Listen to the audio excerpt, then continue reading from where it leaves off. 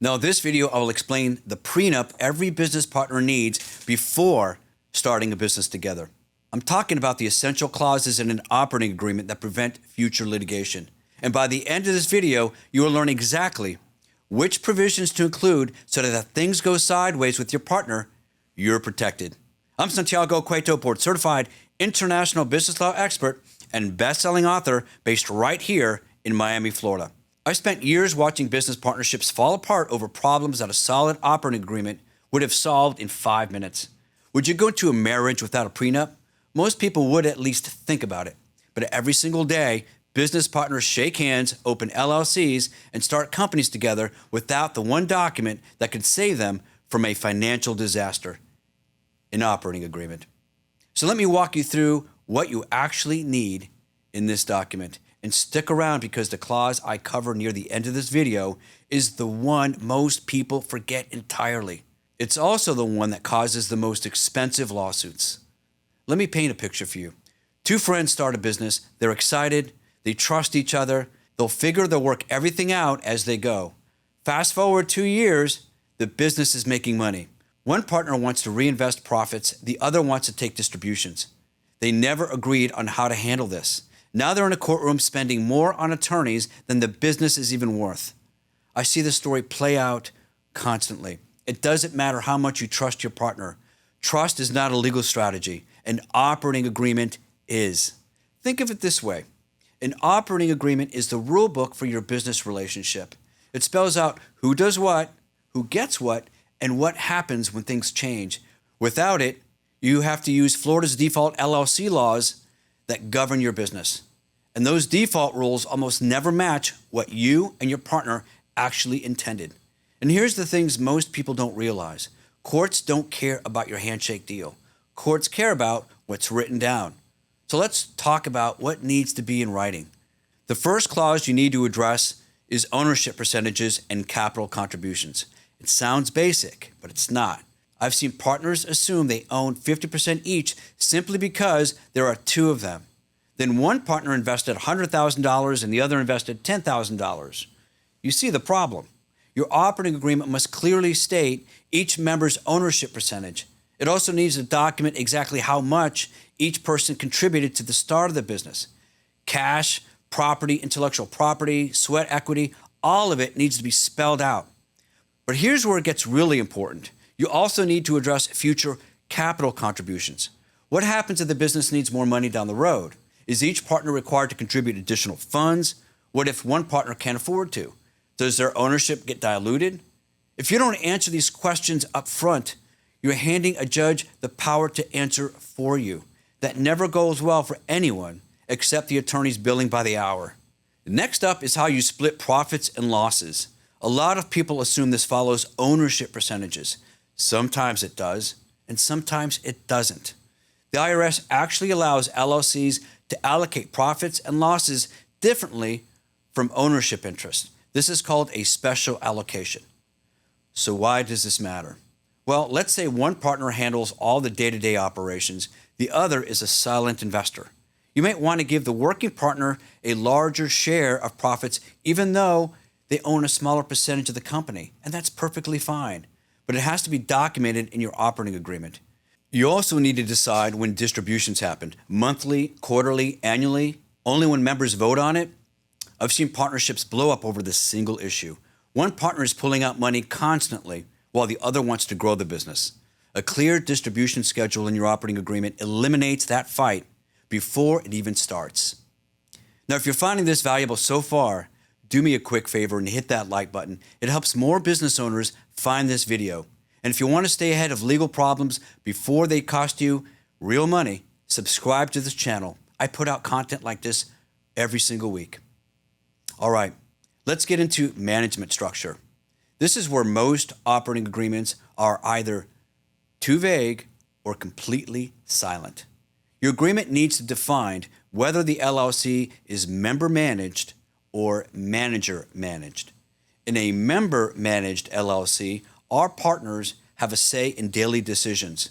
In a manager managed LLC, you designate one or more people to run the show. But that's just the starting point. You need to go deeper. What decisions require a unanimous vote? What decisions only need a majority? Can one partner sign a lease without the other's approval? Can one partner hire employees? I always tell my clients to create a decision matrix. Routine decisions under a certain dollar threshold can be made by any managing member independently. Decisions above that threshold require both partners. Major decisions like selling the business, taking on debt, or bringing in a new partner requires unanimous consent. Without this structure, you end up in a deadlock. Two partners with equal voting rights who disagree on everything. The business can't move forward. The business can't move backward. It just bleeds money until someone files a lawsuit. All right, now here's the clause I mentioned at the beginning, the one most people forget, the one that causes the most expensive litigation I see in my practice. It's the buyout provision, also called a buy-sell agreement. What happens when one partner wants out? What happens when one partner dies? What happens when one partner gets divorced and their ex-spouse suddenly has a claim on part of the business? Your operating agreement needs to answer every single one of these questions. You need a clear mechanism for valuing the departing partner's interest. Will you use a formula? Will you hire an independent appraiser? Will you agree on a fixed value that gets updated annually?